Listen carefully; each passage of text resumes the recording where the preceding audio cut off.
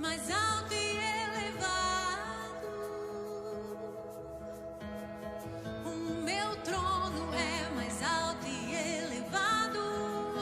O meu trono é mais alto e elevado do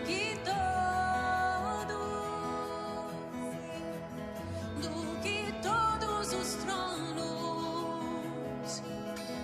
O meu nome é mais alto e elevado.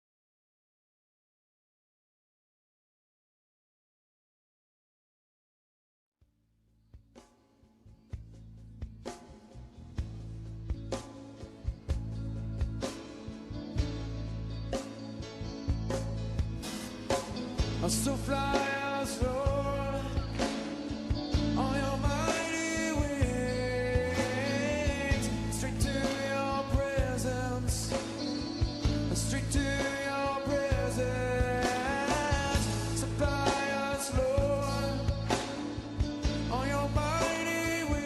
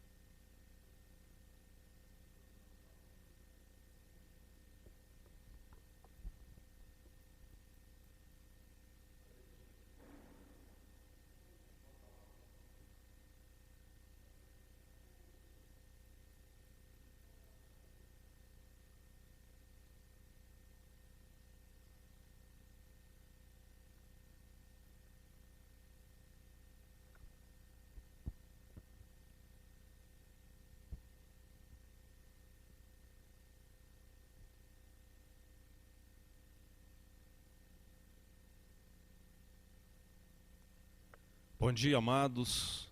Que a graça e a paz do nosso Senhor Jesus Cristo esteja convosco.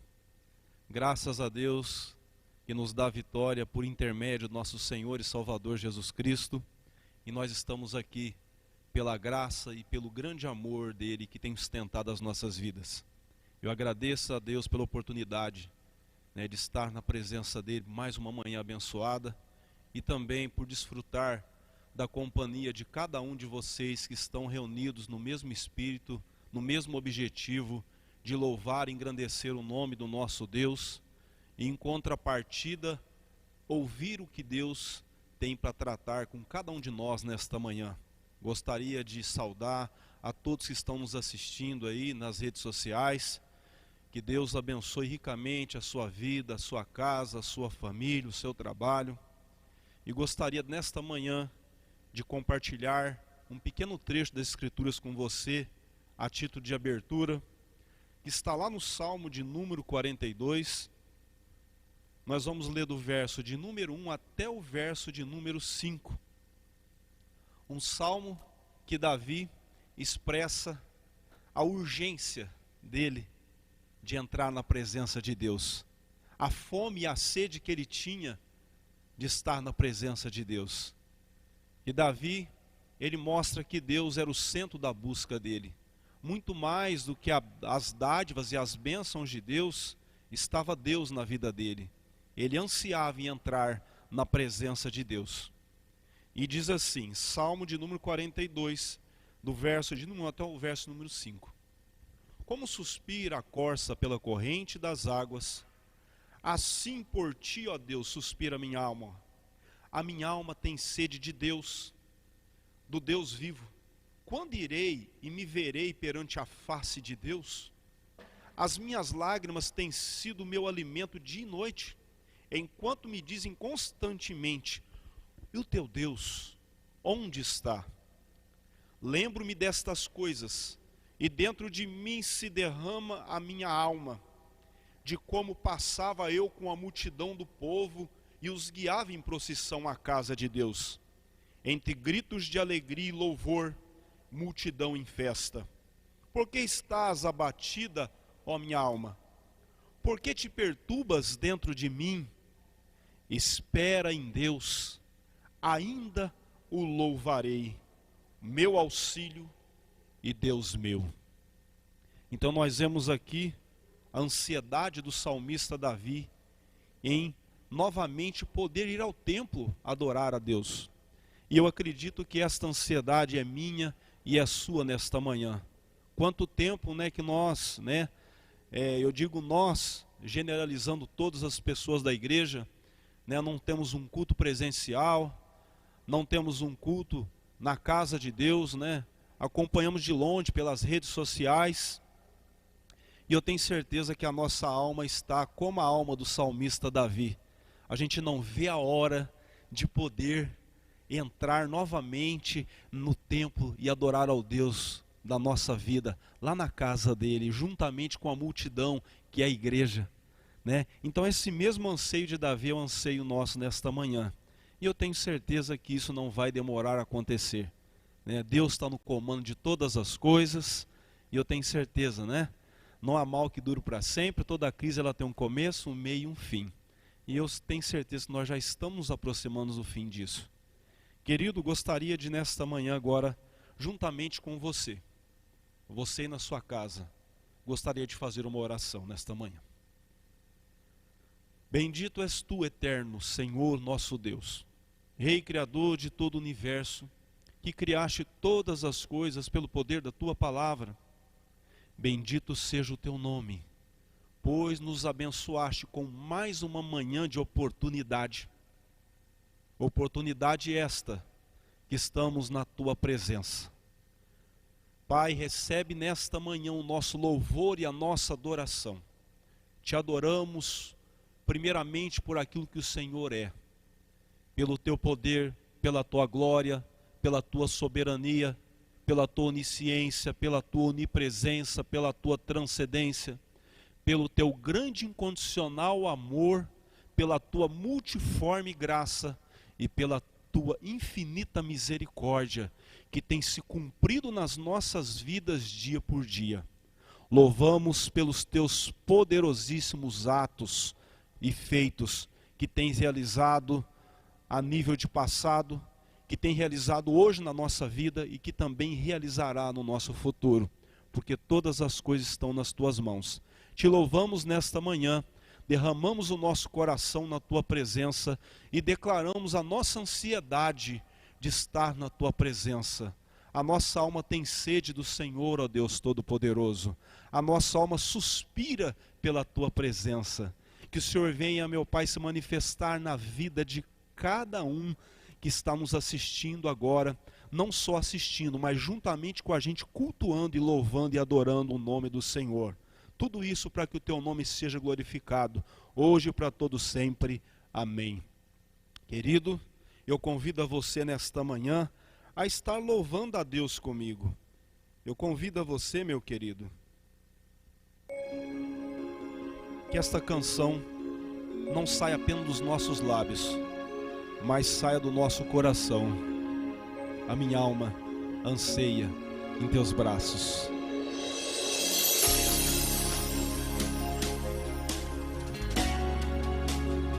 Te adoramos, Senhor.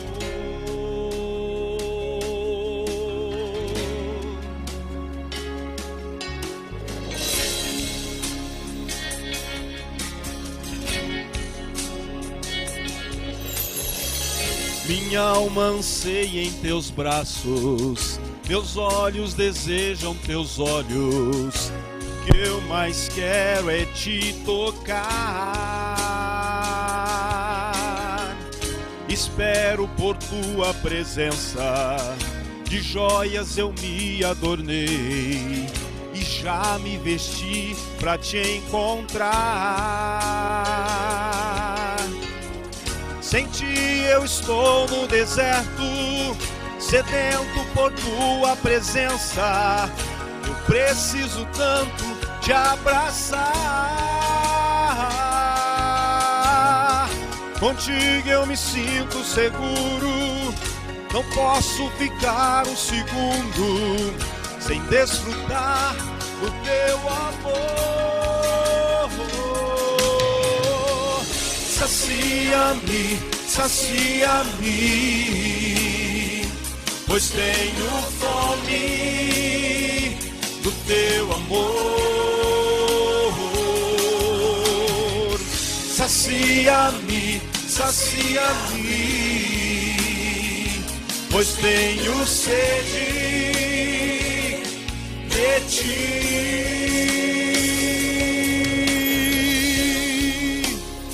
A nossa alma suspira por Ti, Senhor.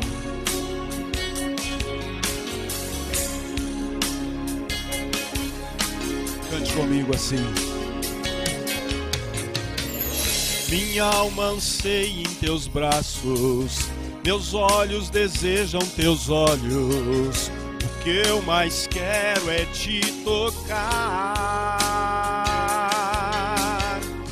Espero por Tua presença, de joias eu me adornei e já me vesti pra Te encontrar. Sem Ti eu estou no deserto, sedento por Tua presença. Preciso tanto Te abraçar. Contigo eu me sinto seguro, não posso ficar um segundo sem desfrutar do Teu amor. Sacia-me, Senhor, sacia-me, sacia-me, pois tenho fome do Teu amor. Sacia-me, sacia-me,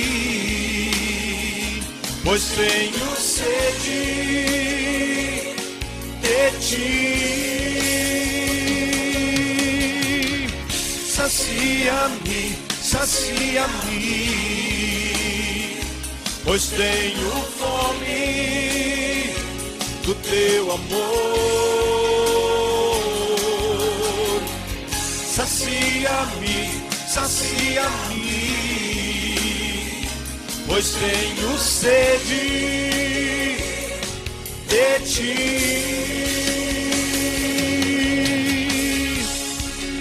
Deus Todo-Poderoso, nessa busca, esta manhã, é inteiramente ao Senhor. Te colocamos, meu Pai, como centro da nossa vida, o centro do nosso louvor, o centro da nossa adoração.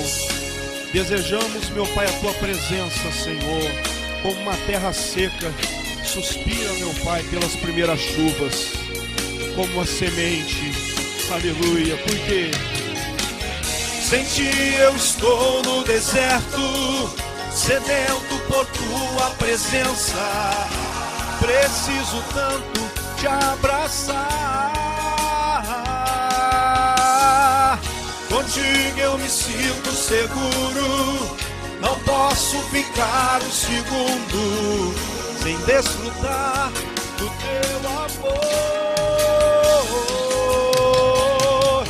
Sacia-me, sacia-me, pois tenho fome do Teu amor. Sacia-me, sacia-me, pois tenho sede de Ti. Sacia-me, sacia-me, pois tenho fome do Teu amor, ó Senhor. Sacia-me, sacia-me, pois tenho sede de Ti.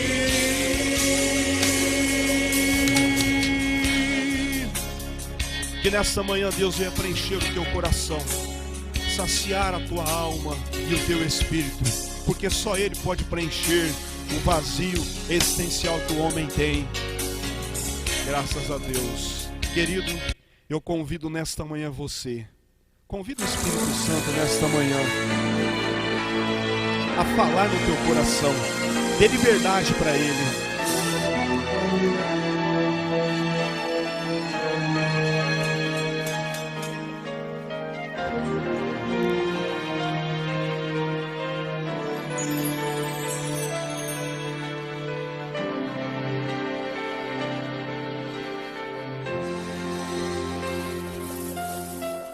Doce Espírito Santo, vem pousar em mim.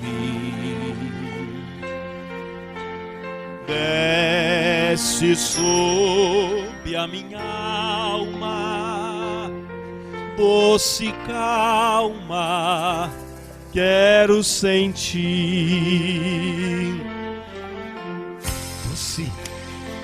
Doce Espírito Santo, vem pousar em mim. Desce sobre a minha alma, doce calma, quero sentir. Vem voando pra minha alma, liberdade eu quero gritar. Vem como um rio envolvente e me leva até Jesus. Diga pra ele assim: Jesus, eu te amo. Jesus, eu te adoro. Gosto muito de você. Navegar no teu rio é viver. Navegar no teu rio é viver.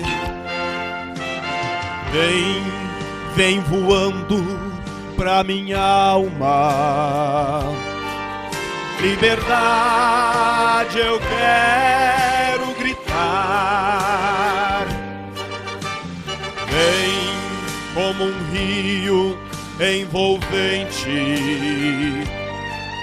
e me leva até Jesus. Jesus, eu te amo. Jesus, eu te adoro. Eu gosto muito de você. Navegar no teu rio é viver. Navegar no teu rio é viver. Navegar no teu rio é viver. Navegar no teu rio é viver. Louvado seja o nome do nosso Deus poderoso. Querido, vamos agora partir para a palavra de Deus. Eu gostaria de repartir com você nesta manhã uma palavra que eu confesso, talvez não seja uma palavra tão palatável, uma palavra que nós gostamos de ouvir, mas é uma verdade irrefutável. É algo que nós precisamos, principalmente no momento atual que nós estamos vivendo, refletir. Urgente convite de Deus para a nossa vida. E quando se fala em urgência, não dá para esperar. Urgente é agora, não tem mais tempo. Então Deus tem um convite urgente para nós. Então eu gostaria de que você abrisse a palavra de Deus lá no livro do Evangelho segundo Lucas, no capítulo 14. E nós vamos ler do verso de número 15 até o verso de número 24. Verso de número 15 até o verso de número 24. Então diz assim: E ouvindo isto, um dos que estavam com ele à mesa disse: Bem-aventurado o que comer pão no reino de Deus. Porém ele lhe disse: Um certo homem fez uma grande ceia e convidou a muitos. E à hora da ceia mandou seu servo dizer aos convidados: Vinde, que já está tudo preparado. E a todos, a uma, começaram a excusar-se, significa dar desculpas. Disse-lhe o primeiro: comprei um campo, e importa ir vê-lo. Rogo-te que me hajas por escusado. E outro disse: comprei 5 juntas de bois, e vou experimentá-los. Rogo-te que me hajas por escusado. Disse o outro: casei-me, e por isso não posso ir. E voltando aquele servo, anunciou estas coisas ao seu senhor. Então o pai de família, indignado, disse ao seu servo: sai depressa pelas ruas, pelos bairros da cidade, traz aqui os pobres, os aleijados, os mancos e os cegos. E disse o servo: Senhor, está feito como mandaste, mas ainda há lugar. Disse o Senhor ao servo: sai pelos caminhos e vá lá, de forças a entrar na minha casa. A minha casa tem que se encher. Porque eu vos digo que nenhum daqueles homens que foram convidados provará da minha ceia. Oremos. Deus Todo-Poderoso e Senhor, nós nos colocamos diante da Tua palavra. Pedimos que o Teu Espírito Santo seja o nosso guia, o nosso professor. Que Teu Espírito Santo venha nos levar no lugar de entendimento não só da letra, mas do Teu propósito para a nossa vida com essa palavra. Da aplicação prática. Que Teu Espírito Santo nos exorte, nos ensine, nos dê coragem para aplicar esta palavra de forma prática, para que possamos cumprir o propósito dela e também desfrutar, Deus Todo-Poderoso, das promessas que esta palavra traz na vida de cada um de nós. Tudo isso para que o Teu nome seja glorificado. Amém. Querido, eu confesso que durante muitos e muitos anos, eu particularmente tinha um problema com essa parábola. Um problema não do seu significado, mas eu indagava dentro de mim se verdadeiramente uma situação como essa podia acontecer. Primeiro a gente vê alguém convidar várias pessoas para um banquete. Depois a gente vê o que não é muito comum acontecer, porque quando alguém é convidado para uma festa, dificilmente ele não vai, só se ele tiver uma coisa muito mais urgente. Mas não é o caso dessas pessoas que foram convidadas, porque claramente percebe-se desculpas esfarrapadas, desculpas que não justificam. Mas o outro problema esse é o primeiro problema, não é comum a gente ver convidados recusar um convite para uma festa. Mas o outro problema uma vez que os convidados recusaram esse convite, aquele homem mandar os servos dele ir atrás e para qualquer pessoa que achasse na rua, um mendigo, um aleijado, um pobre, um cego. É outra coisa que não é comum. Não é comum, a gente não vê isso. Pelo menos eu nunca vi isso. Não é comum. Mas como se não bastasse, depois que o servo dele chega para ele e fala: olha, eu já fiz como o senhor mandou, mas ainda sobrou lugar. E aquele homem, num desespero, fala: olha, pega uma espada e obriga a entrar na minha casa. É para obrigar, porque a minha casa tem que ficar cheia.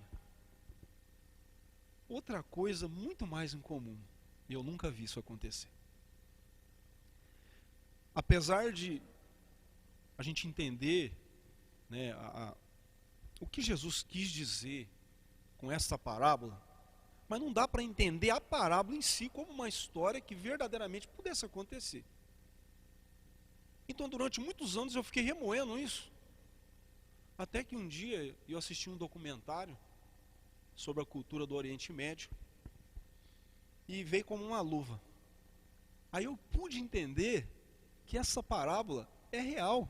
Era uma situação bem real e bem plausível de acontecer naquela época. Por quê? Eu vou te passar algumas informações. Primeiro, na cultura do Oriente Médio, naquela época e até hoje, o Oriente Médio é é uma terra árida, formada por muitos desertos. E é claro que não é uma terra ideal para cultivo, até hoje. Poucas áreas do Oriente Médio são cultiváveis. São as áreas que são banhadas pelos rios. A gente tem o rio Tigre e Eufrates, né, que banha não só a região da Síria, do Egito. E nós temos em Israel o Mar da Galileia, que banha grande parte, né? Temos também o Monte Hermon, que quando a neve derrete, ele forma um verdadeiro oásis de água no meio do deserto. Então, por isso é possível ainda se cultivar alguns alimentos lá. Mas nem todos os alimentos podem ser cultivados lá. Então eles dependem muito dos outros países, principalmente do Egito, para fornecer grãos. Sempre dependeu, e até hoje é assim. Mas a cultura do Oriente Médio é diferente da nossa. Se você for, por exemplo, em Minas Gerais, você não sai na casa, você não vai na casa de uma pessoa e não sai de lá sem comer um doce, sem comer um queijo, sem ter comida com fartura. Então a nossa cultura hoje aqui no Brasil, quando você vai fazer uma festa, é antes sobrar do que faltar. Mas essa não era a cultura do Oriente Médio da época e acredito que nem hoje é. A cultura era a seguinte: primeiro, não podia sobrar comida. A gente vê aqui que o primeiro versículo fala que um homem, no segundo versículo, aliás, que a gente leu, fala que um homem ele deu uma grande festa. E ele convidou a muitos, ou seja, muitas pessoas foram convidadas. Mas depois, no dia que o banquete estava pronto, ele manda seus servos ir até a casa e falar: ó, já está tudo pronto, já está na hora. Então, como funcionava? Quando eles davam uma festa, eles faziam 2 convites. O primeiro convite era um convite geral, a qual as pessoas se comprometiam aí. Depois da pessoa se comprometer, esse homem mandava um servo de casa em casa e perguntava. Por exemplo, ele chegava numa família e perguntava assim: olha, você confirmou a tua presença na festa que o meu Senhor deu. Quantas pessoas tem na sua casa?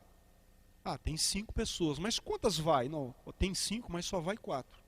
Então, ele preparava porção de comida e lugar para 4 pessoas daquela família. Então, conforme a quantidade de gente que tinha, então ele ia ver se ele ia precisar matar um novilho, ou matar apenas um carneiro, um cabrito, ou apenas, né, matar aves, dependendo da quantidade de pessoas que fossem. Mas cada pessoa tinha um lugar e uma porção de comida. Não tinha esse negócio de comer até estourar, até passar mal, não. Cada pessoa tinha uma porção de comida. Então ele fazia o primeiro convite. Depois o servo ia de casa em casa e certificava de quantas pessoas iam. Então o dono da festa tinha um número de pessoas. Então, baseado nesse número de pessoas, ele ia preparar o lugar, ia preparar a porção de comida. Acontece que se acontecesse de sobrar comida, hoje, né, a nossa cultura é diferente. Se um dono de uma festa, ele desse a festa e sobrasse comida, todo mundo ia sair falando mal dele. E aí acontece justamente o oposto na nossa cultura. Se você for numa festa e você comeu pouco, você vai sair falando mal porque comeu pouco. Lá era diferente. Se o dono da festa deixasse sobrar comida, ele era tido como um desperdiçador, como um esbanjador.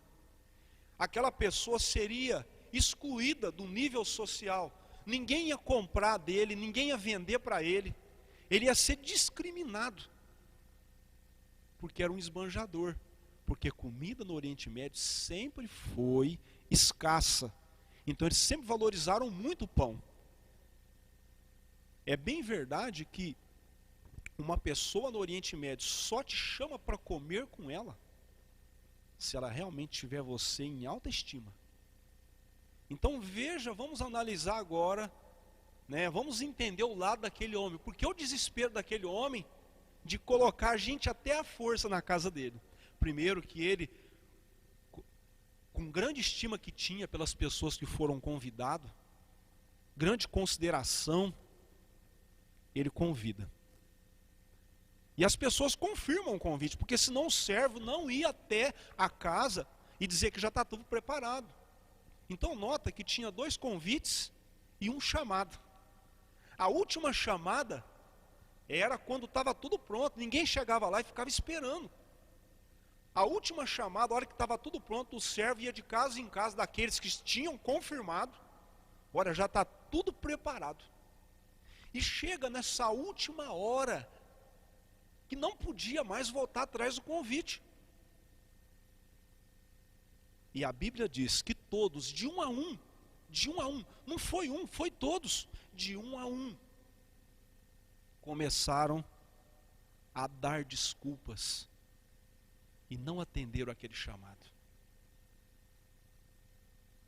E aquele homem ficou verdadeiramente numa situação difícil.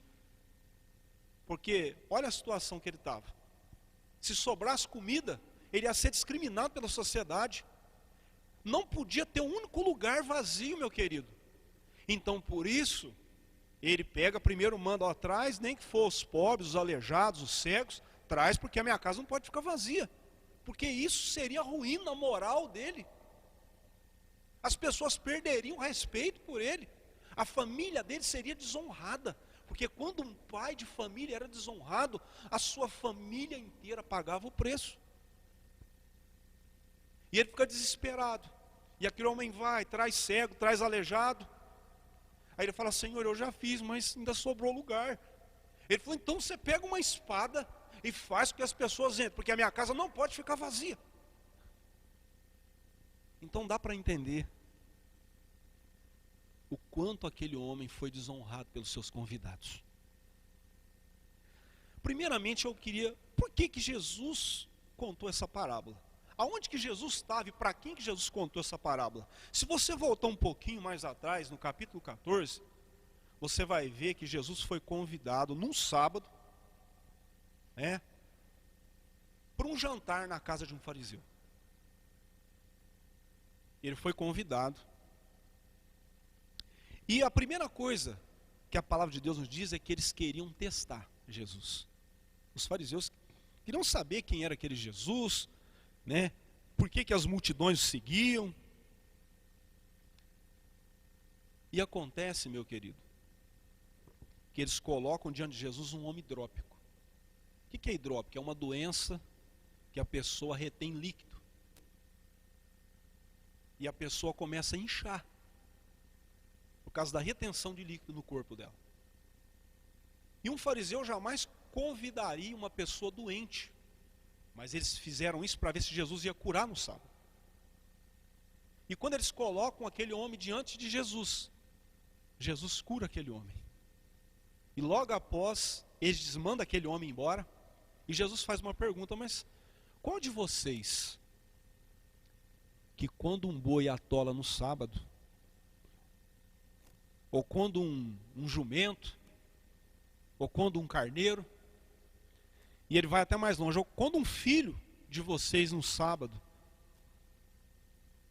ele se atola num brejo, vocês não vai e tira. Então a Bíblia diz que ninguém ousou a responder nada para ele.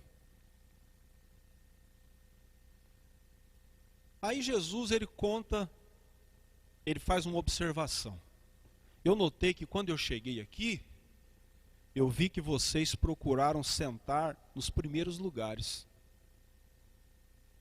Ele disse assim, quando vocês chegarem numa festa, não vai logo ocupando os primeiros lugares, para que não aconteça que chegando alguém mais digno do que você, alguém chega em você e fala, olha, esse lugar está preparado para tal autoridade, e você sai daquele lugar e vai para trás humilhado na presença de todos.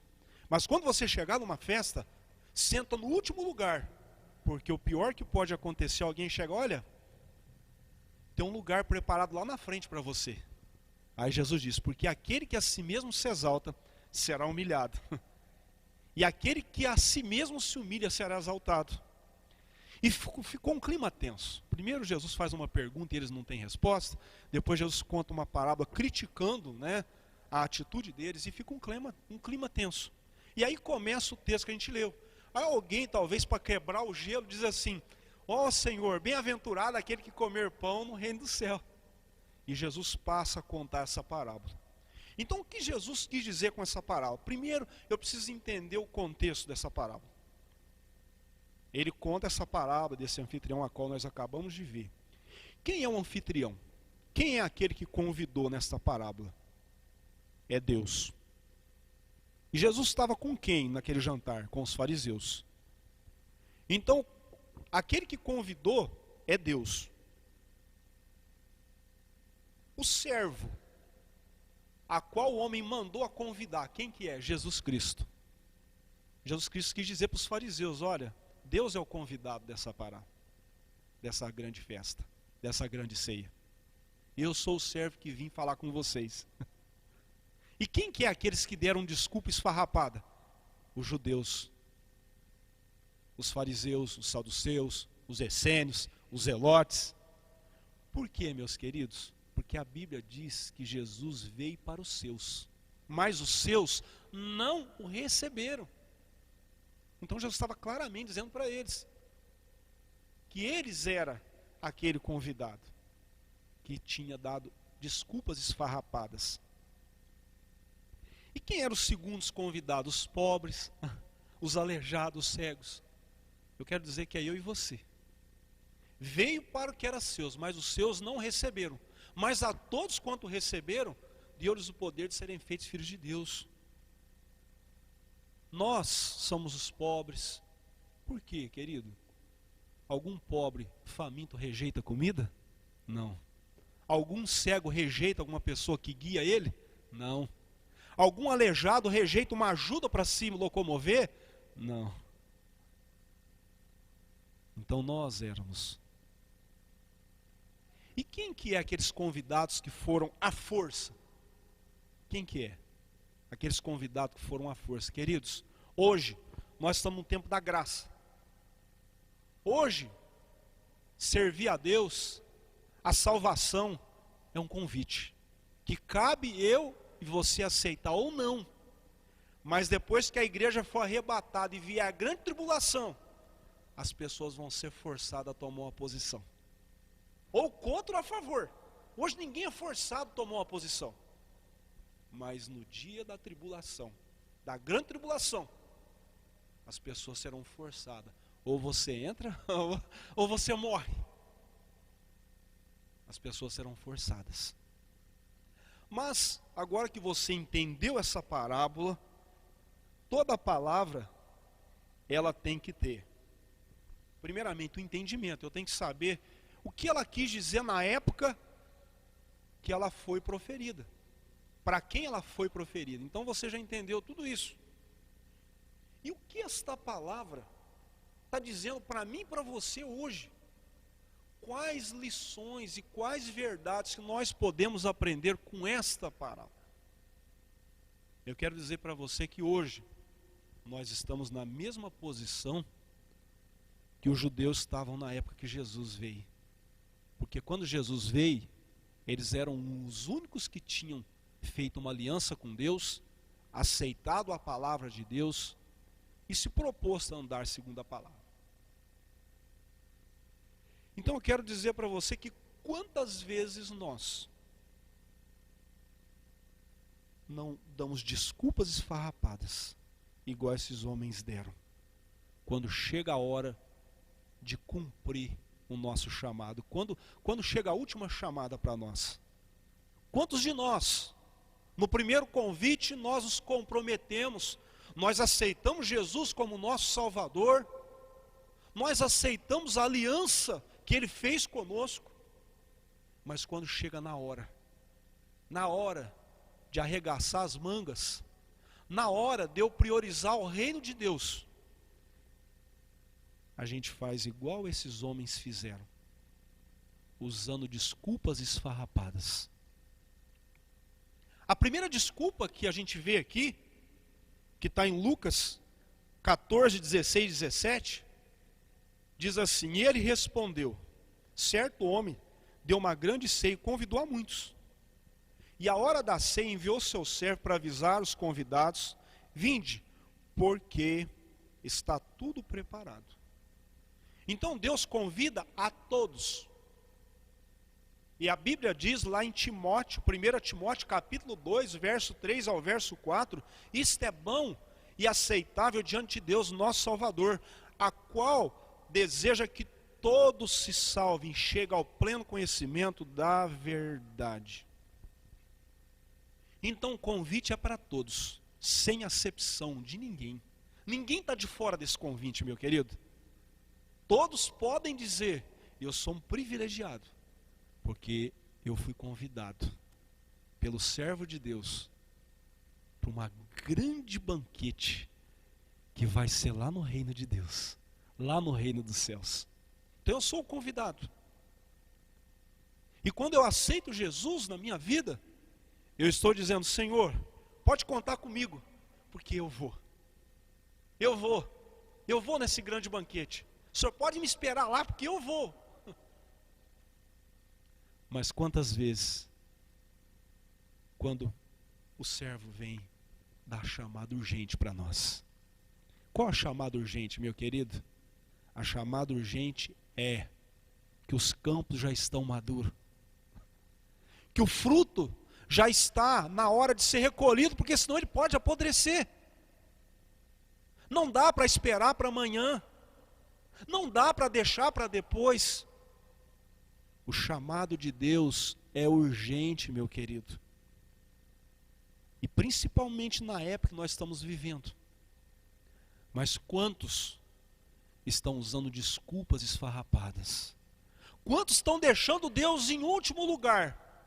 Não vou dizer nem em segundo, em último lugar. Quantas pessoas esqueceram de Deus? Quantas pessoas talvez estão revoltadas com Deus, não entendendo o seu propósito? Quantas pessoas abandonaram? E numa hora dessa, que é de extrema urgência, é agora que a palavra tem que ser pregada com mais intensidade, é agora que portas estão sendo abertas, é agora que o coração das pessoas estão mais sensíveis. Mas nós estamos usando desculpas esfarrapadas e colocando outras coisas como prioridade na nossa vida. Mateus 22:14 diz: muitos são chamados e poucos escolhidos. E ele conta uma parábola semelhante a esta. Mas por que muitos são chamados e poucos escolhidos? Porque Deus faz acepção? Porque Deus chama alguém para depois descartar ele? Não, meu querido. Deus chama todos. Por que muitos são chamados e poucos escolhidos? Porque poucos são os que perseveram no chamado. Poucos são os que honram o chamado. Poucos são que a hora que os caminhos do mundo e os de Deus se cruzam, escolhe Deus em primeiro lugar. E não os caminhos do mundo, não as coisas mundanas que são passageiras. Nós vemos a primeira desculpa que foi usada. Comprei 5 juntas de boi. Aliás, comprei uma terra e preciso ir ver. Então, as coisas materiais estão tomando muitas vezes a prioridade na nossa vida. Eu quero dizer para você, não é pecado comprar terra. Jesus nunca condenou a riqueza. Nunca condenou alguém por ser rico. Não. Pecado não é ter dinheiro. Pecado é você ser possuído pelo dinheiro. Pecado não é você possuir bens. É você colocar os bens na frente de Deus. Não é pecado ser abençoado. Por Deus promete isso para nós. Mas pecado é eu ter a bênção acima do abençoador.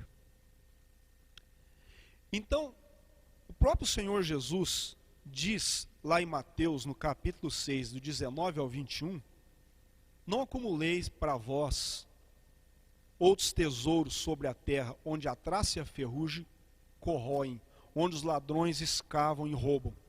Mas ajuntai para vós tesouros no céu, onde a traça e nem a ferrugem corrói, onde os ladrões não escavam e nem roubam. Porque onde está o seu tesouro, aí está o seu coração. Quem não tem valor definido, também não tem prioridade definida. Porque aonde está o meu tesouro, aquilo que eu valorizo, ali eu vou colocar com diligência o meu coração. Nota que não é pecado ter terra, não é pecado comprar terra, ter propriedade, não é pecado também você trabalhar, você querer um futuro melhor para a sua família. Não, não é pecado, nunca foi pecado. Isso foi instituído pelo próprio Deus: do suor do teu rosto comerás o teu pão. Não é pecado casar, porque foi o próprio Deus que instituiu o casamento. Não é pecado eu priorizar minha família. Mas eu não posso esquecer de uma coisa. Quando essas três coisas que eu disse para você aqui, ela entra na frente do chamado de Deus, aí se torna idolatria. Porque o primeiro mandamento é amar a Deus sobre todas as coisas. Queridos, quantas vezes nós falhamos nisso? É um assunto para a gente refletir com cuidado e enxergar além do contexto que nós estamos vivendo. E quantas vezes nós não usamos a própria Bíblia para justificar os nossos erros, o que é um absurdo ainda maior. Eu torcer e distorcer a palavra para poder me justificar, dizer que eu estou certo, que eu estou tendo uma atitude correta. E a gente vê lá em Lucas capítulo 9, verso 62. Ninguém que tendo posto a mão no arado e olha para trás é apto para entrar no reino do céu. Ou seja, nós, primeiro convite, lembra? Primeiro convite eu disse que ia. Eu disse que ia servir a Deus. A grande comissão é ide por todo mundo e pregar o evangelho a toda criatura, batizando em nome do Pai, do Filho e do Espírito Santo, ensinando a guardar tudo que vos tem ensinado. E eis que estou convosco todos os dias, até a consumação do século. Mateus 28, 19 e 20. Então nós temos sim, quando nós aceitamos Jesus, nós aceitamos o chamado, o convite. Não tem como eu aceitar Jesus e não aceitar a missão dele, porque uma coisa está relacionada à outra. Não tem jeito. Eu aceito Jesus, eu vou na igreja, mas só isso, eu só quero ser salvo. A missão eu não quero cumprir, não. O chamado eu não vou cumprir. Então eu não vou ser salvo. Porque nenhum daqueles que recusaram o convite, o que o Senhor Jesus disse? Vai provar da minha ceia. E quando ele está falando da ceia, ele está falando justamente do reino do céu, da salvação. Nós só chegaremos lá se nós não recusarmos o chamado, o convite. Não é só aceitar o convite na primeira instância, mas é quando chegar a hora. É a hora que muitos abandonam o barco. É a hora que muitos lançam a mão no arado e olham para trás. Não é só aceitar, é quando chegar na hora, você saber priorizar o reino de Deus. Olha aqui, queridos, que está escrito em Marcos capítulo 10, 17 a 21. E pondo-se Jesus a caminho, correu um homem ao seu encontro, e ajoelhando-se perguntou: bom mestre, o que farei para herdar a vida eterna? Respondeu Jesus: por que me chamas bom? Ninguém é bom senão um, que é Deus. Sabes os mandamentos: não matarás, não adulterarás, não furtarás, não dirás falso testemunho, não defraudarás ninguém, honra teu pai e tua mãe. E ele respondeu: mestre, tudo isso eu tenho observado desde a minha juventude. Ou seja, eu estou salvo, então eu estou dentro. E Jesus, fitando, o amou. Olha a atitude de Jesus, o amou. Mas falta uma coisa para você. Vai e vende tudo que tem e dá aos pobres, e terás um tesouro no céu. Então vem e segue-me. Ele, porém, contrariado com essa palavra, retirou-se triste, porque era dono de muitas propriedades. Então Jesus, olhando ao redor, disse aos seus discípulos: quão dificilmente entrarão no reino de Deus os que têm riquezas. Os discípulos estranharam essas palavras, mas Jesus insistiu em dizer: filhos, quão difícil é para os que confiam nas riquezas entrar no reino de Deus. Porque é mais fácil, né, um camelo passar no fundo de uma agulha do que um rico entrar no reino de Deus. Por quê? É por causa da riqueza? Não. É justamente por causa quando ele tem que escolher, quando ele tem que estabelecer uma prioridade na vida dele, como esse jovem. Quando ele teve uma chamada, aquele jovem, aquele jovem aceitou o primeiro convite, porque ele cumpria as leis, cumpriu os mandamentos, mas quando chegou na hora verdadeira de aceitar o convite, quando chegou na hora de desapegar dos bens, Deus falou: só te falta uma coisa. Olha, uma coisa. O que era, irmãos? Ele era mais apegado nos bens materiais do que em qualquer outra coisa na vida dele. Ele servia a Deus, sim, desde que isso não implicasse e não desviasse ele dos bens que ele tinha. Se fosse para escolher entre os bens que ele tinha e a Deus, claramente quem escolheu? Os bens materiais. E muitos estão incorrendo nisso, meus queridos. A segunda desculpa que as pessoas usam: primeiro, bens materiais. Segunda desculpa, Lucas 14:19. O outro disse: eu comprei 5 juntas de boi e vou experimentá-los. Ó, o que me tens por excusado. Quem compra primeiro algo para depois experimentar? Você compra um carro sem andar, sem levar no mecânico? Você compra alguma coisa sem certificar que ela verdadeiramente esteja funcionando? Olha que desculpa esfarrapada.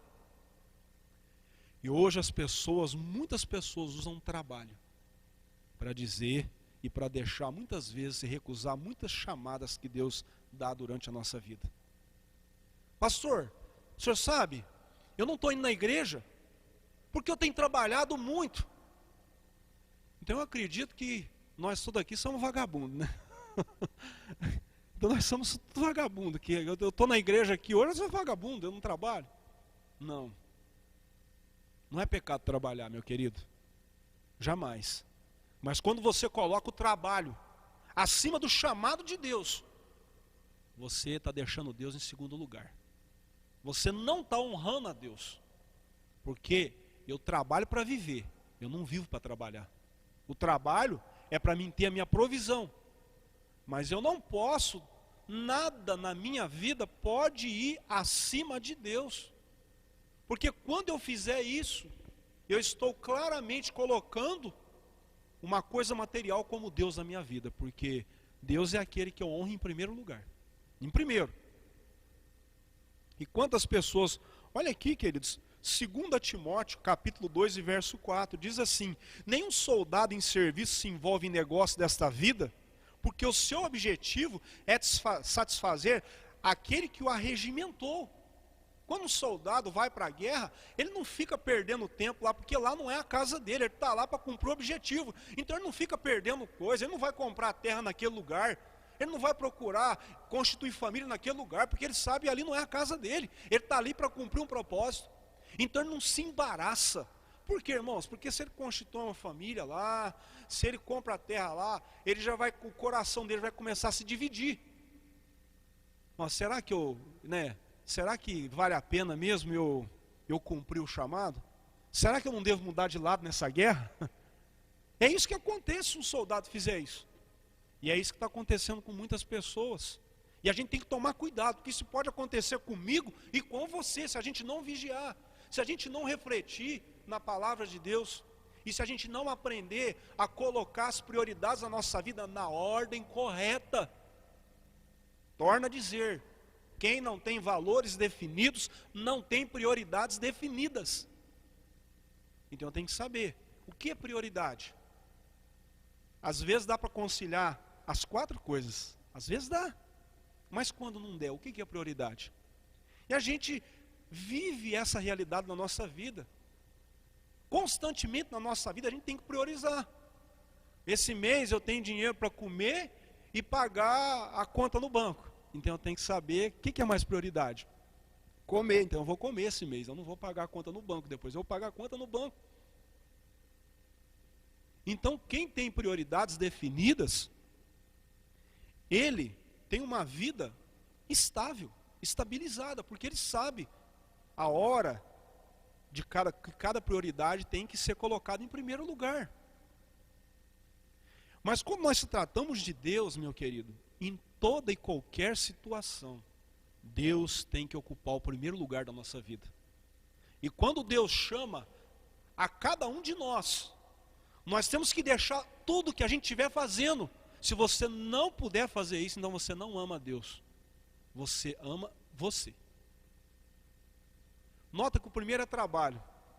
O segundo, o primeiro é bens materiais, apego. O segundo é trabalho. Olha aqui o que acontece, irmãos.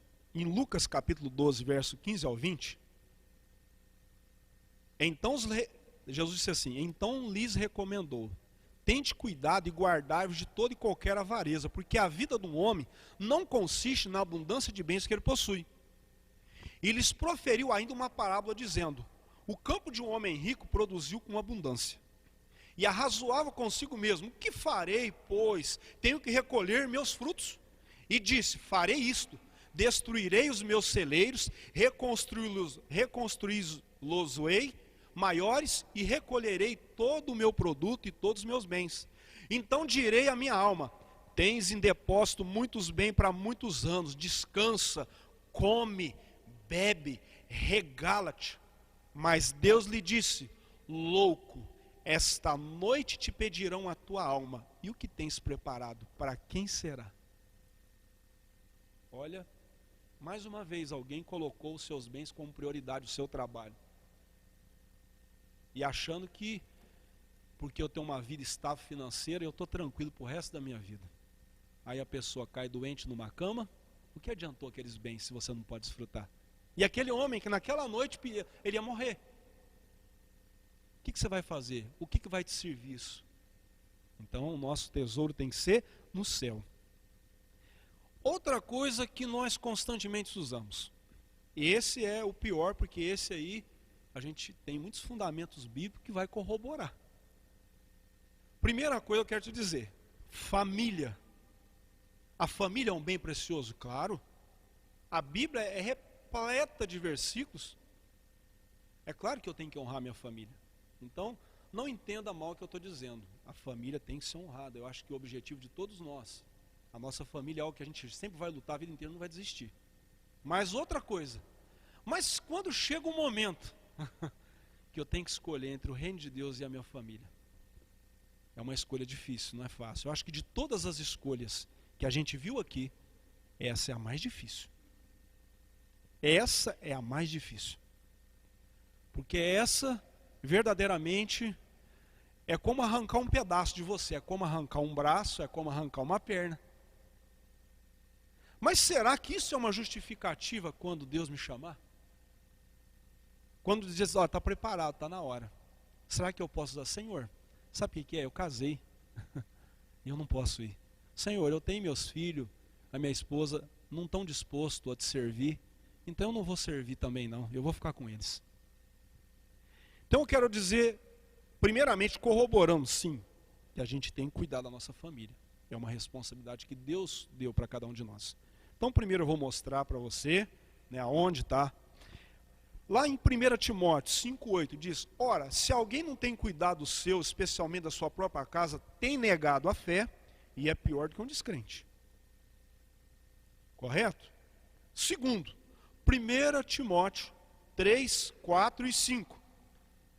O primeiro requisito de uma pessoa, de um presbítero, é que governe bem sua própria casa, criando seus filhos sob a disciplina com todo respeito. Pois se alguém não sabe governar sua própria casa, como cuidará da igreja de Deus? Segundo ponto. Agora, e quando chega um momento, porque eu vou dizer uma coisa, todos os apóstolos passaram por isso. E muitos de nós somos colocados à prova justamente nessa questão. E quando chega o momento de falar assim, você usar a tua família como desculpa para não servir a Deus?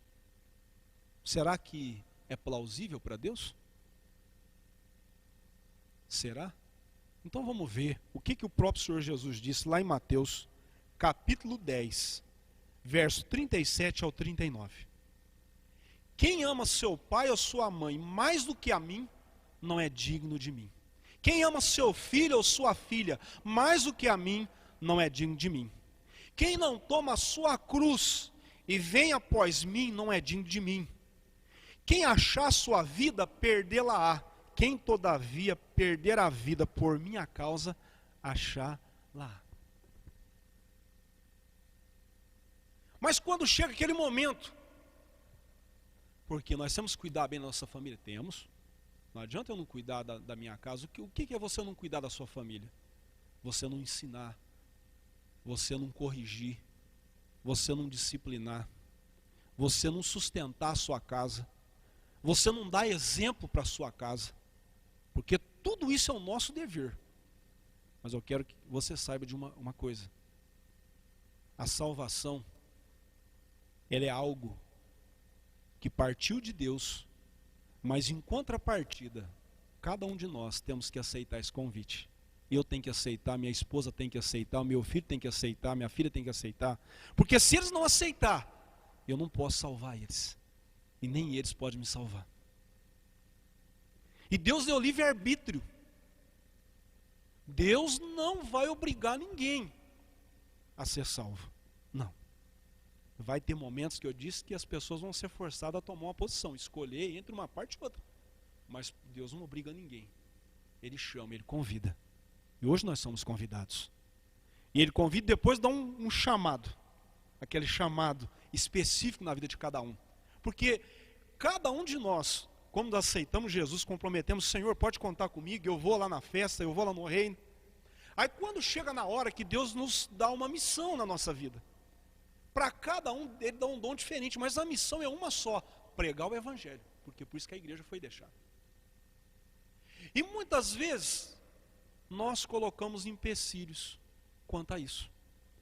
Nós usamos desculpas farrapadas, e nós usamos desculpas, como essa que eu acabei de dizer: ah, Senhor, sabe o que é?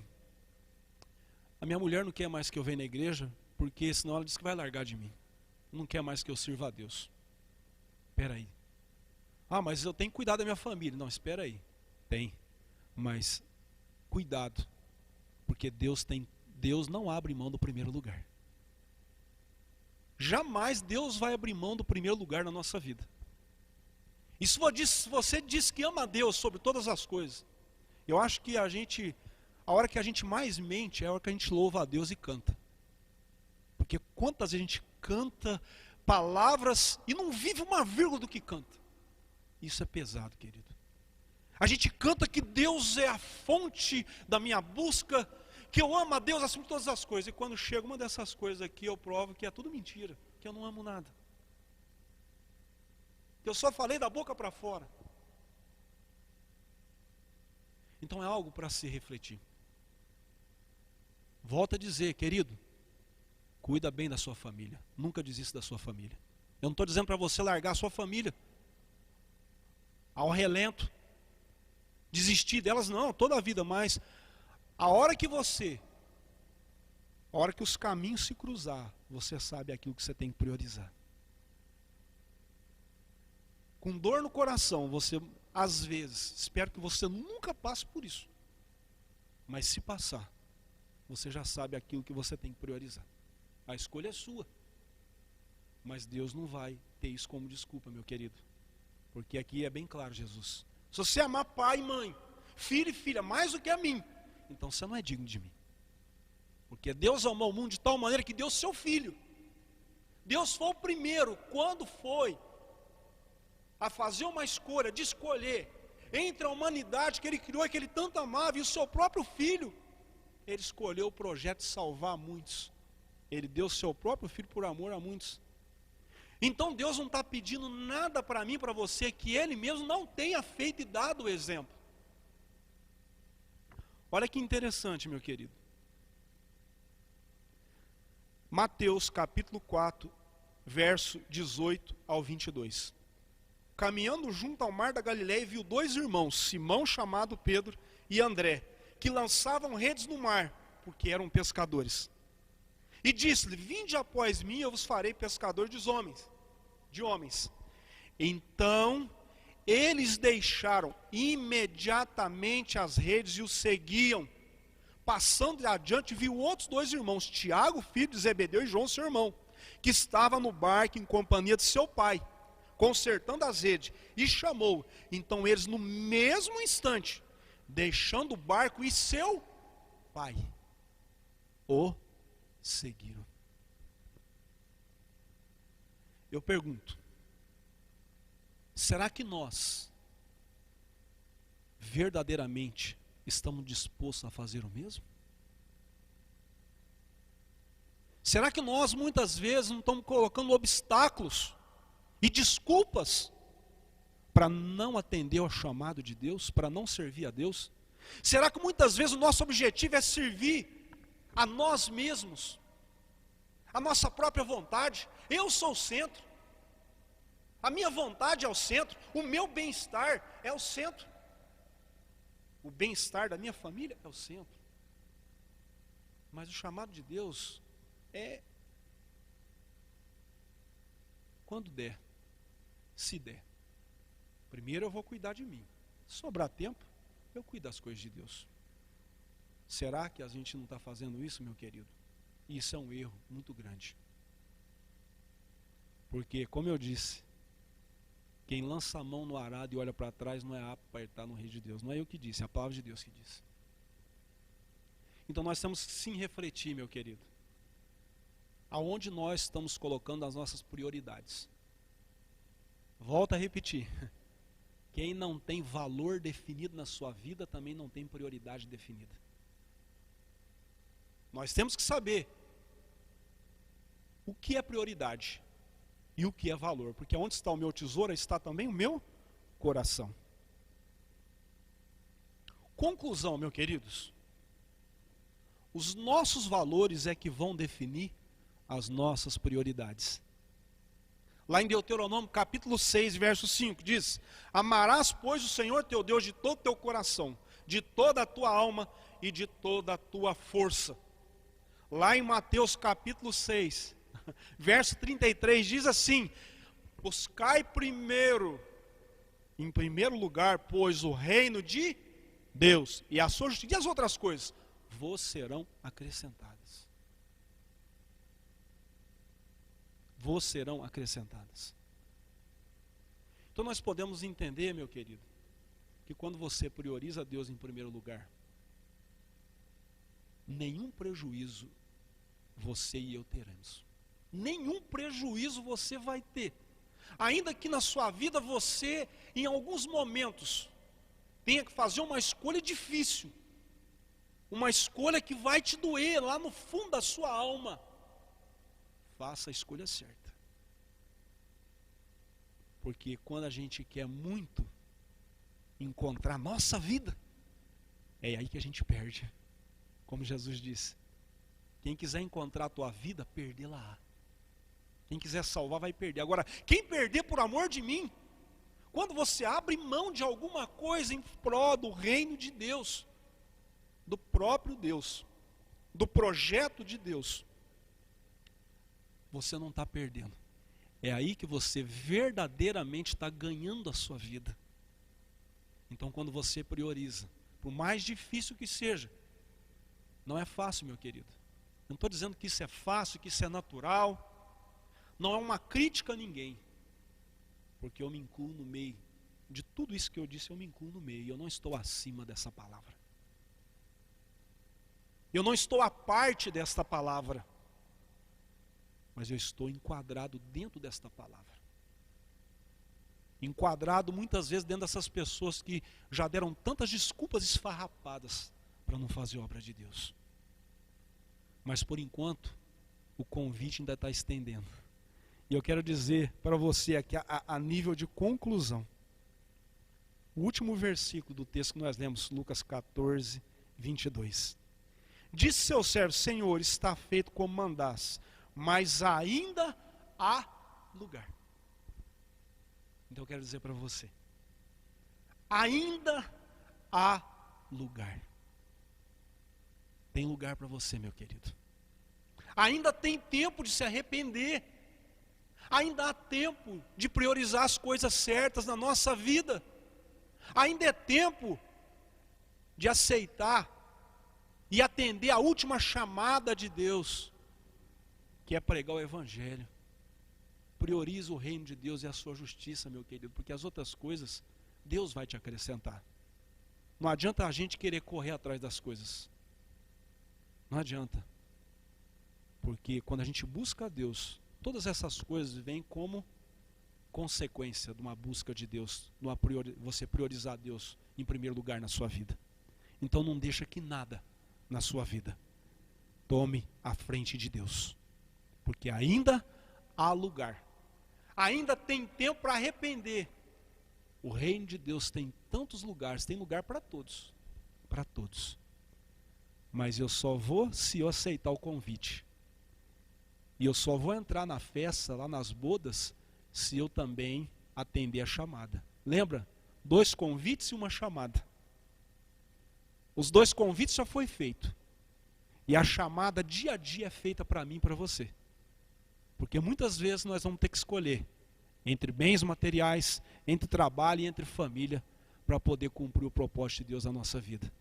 Na hora que você tiver que fazer isso, priorize aquilo que há de mais valoroso. Porque todas estas coisas, bens materiais, trabalho e família, é Deus que nos dá. Sem Deus a gente não tem trabalho. Você pode ter trabalho, se Deus não der saúde, você não trabalha. Se Deus não te der inteligência, também você não vai conseguir realizar o trabalho. Você pode ter inteligência, se Deus não abrir a porta e não te abrir uma oportunidade, também você não vai conseguir trabalhar. Você pode ter família, mas se Deus não te der sabedoria para administrar, você não consegue sustentar a tua família. Então prioriza, quando chegar na hora, prioriza as coisas certas. Torno a dizer, tenha valores definidos na sua vida, para que quando você tiver que priorizar, você também saiba definir aquilo que verdadeiramente é prioridade. Aquilo que é primeiro, segundo e terceiro. Já existe um ditado, que não está na Bíblia, mas é feita uma conclusão, que primeiro na nossa vida é Deus, depois a igreja e depois a família. Só que muita gente tem usado a terceira e colocado na primeira, e justificando porque igreja é uma coisa, você está na igreja, mas não se esqueça que a missão da igreja é implantar o reino de Deus aqui na terra, pregar o reino de Deus, pregar o evangelho, levar as pessoas até o reino e o reino até as pessoas. Então Deus tem que ser em primeiro lugar. A obra de Deus tem que ser em primeiro lugar. Eu sei que não é uma palavra palatável, é algo que não é isso que as pessoas estão buscando hoje. As pessoas, como na época em que Babilônia estava sitiando Jerusalém, levantaram muitos profetas lá dizendo assim, não, porque o rei Eliaquim vai vencer, Zedequias vai vencer, e Jeremias falava que não ia acontecer, prendia, batia em Jeremias, falava assim, vira essa boca para lá, rapaz, você é muito pessimista. Hoje as pessoas querem algo que massageie o seu ego, algo que vai de encontro com a sua vontade, não da de Deus. Nós temos que entender que o propósito de Deus ele vai se cumprir, e nenhum dos planos de Deus é frustrado. Eu concorde ou não, Deus vai fazer o seu plano. Se não for pela minha vida, Ele vai substituir por outra pessoa. Como os primeiros não quiseram, Ele pôs os mancos, cego, aleijado, aqueles que ninguém dava nada por eles. Então se eu não atender o chamado, a obra não para. A palavra não para de ser pregada. Então é muito mais precioso para mim atender o chamado e desfrutar daquilo que Deus tem, das promessas de Deus na minha vida, quando eu atendo esse chamado. Querido, que Deus abençoe a tua vida. Quando a gente está falando de banquete, de ceia, gostaria de lembrar que no próximo domingo, nós participaremos da mesa do Senhor, às 8:30 da manhã e também às 19 horas. O pastor, durante o decorrer desta semana, estará dando as instruções, os dias e os horários que as pessoas vão vir buscar a ceia. Meu querido, não deixe de participar da mesa de Deus. Você é convidado. Não se esqueça, você é convidado. Não deixa nada tomar prioridade, nada tirar você do foco de vir e se assentar-se à mesa de Deus. Eu estou dizendo vir, mas é você vir buscar a ceia e tomar na sua casa, juntamente com a sua família. Então você é nosso convidado. E acima de ser nosso convidado, você é convidado do próprio Deus, do próprio Senhor Jesus. Se convida você a sentar-se à mesa com Ele. Ele quer comunhão, Ele quer relacionamento com você. Ele quer ser o provedor da sua vida. Então, você é nosso convidado no próximo domingo, às 8h30 da manhã e às 19 horas a participar da ceia do Senhor. Gostaria de fazer uma oração com você neste momento. A nossa oração, todos os cultos, numa só voz, nós estamos orando para que Deus tenha misericórdia dessa crise sem precedentes que a gente está vivendo, e que Deus venha colocar a sua mão e colocar um fim em tudo isso, para que nós possamos novamente voltar a nossa vida ao normal. Deus querido e Pai, graças nós te damos pela palavra que o Senhor ministrou aos nossos corações pelo Teu Espírito Santo. Neste momento nós nos colocamos diante do Senhor como servos, como filhos do Senhor, colocando a nossa total dependência nas Tuas mãos, colocando o centro da nossa vida nas Tuas mãos, colocando o centro da nossa existência, o centro, meu Pai, da obra das nossas mãos, o centro, meu Pai, de toda a nossa busca, de todo o nosso socorro nas Tuas mãos, pedindo ao Senhor que o Senhor tenha misericórdia da nossa nação e também deste mundo. Pedimos a Tua intervenção, meu Pai, nessa pandemia, para que o Senhor venha, meu Pai, aniquilar esse vírus que tem destabilizado economicamente e também fisicamente o mundo inteiro, que tem, Deus Todo-Poderoso, derrubado poderes, potestades, isso digo no mundo falando, que não podem fazer nada, a não ser assistir às tragédias que estão acontecendo. Então nós pedimos, sabemos que o Senhor é o único, meu Pai, que pode de forma, Deus Todo-Poderoso, de forma eficiente e de forma verdadeiramente, meu Pai, real, dar um fim, meu Pai, nesta grande crise que assola o mundo inteiro. Então nós pedimos a Tua mão, o poder do nome de Jesus, meu Pai, que o Senhor venha colocar a Tua mão, colocando um fim, meu Pai, nesta crise, para que o Teu nome seja glorificado, hoje e sempre. Amém. Querido, você tem um bom domingo, e eu quero que você não se esqueça que às 19 horas nós estaremos outro culto de celebração aqui, e quero que você convide alguém para assistir, compartilhe, abre sala de vídeo, porque nós podemos alcançar. Eu dizia para o pastor Odair que eu estou muito preocupado com a nossa igreja, porque a gente tem de manhã 5, 6 pessoas assistindo e à noite 9, 10 pessoas assistindo. Cadê as outras pessoas? Então a gente está muito preocupado. Não é preocupado por nós, é preocupado que a pessoa não está se alimentando da palavra de Deus. Preocupado que diante de uma crise dessa, aonde está? Aonde que a pessoa está buscando socorro? E o nosso socorro está somente em Deus e numa busca constante dele. Então nos ajude, meus queridos, você que é líder de célula, supervisor, coordenador, nos ajude a compartilhar, a levar a palavra de Deus onde estão as pessoas, porque é a única ferramenta que nós temos. Nós não podemos fazer culto presencial, né? Nós não podemos ficar indo visitando na casa das pessoas por causa desse vírus. A única ferramenta que nós temos é essa. Então nos ajude, meu querido, para que essas pessoas possam ser alimentadas pela palavra de Deus.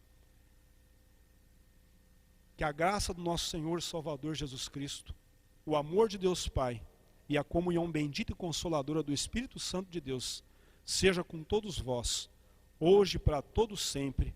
Amém. Um ótimo domingo para você e para a sua família. Paz seja convosco.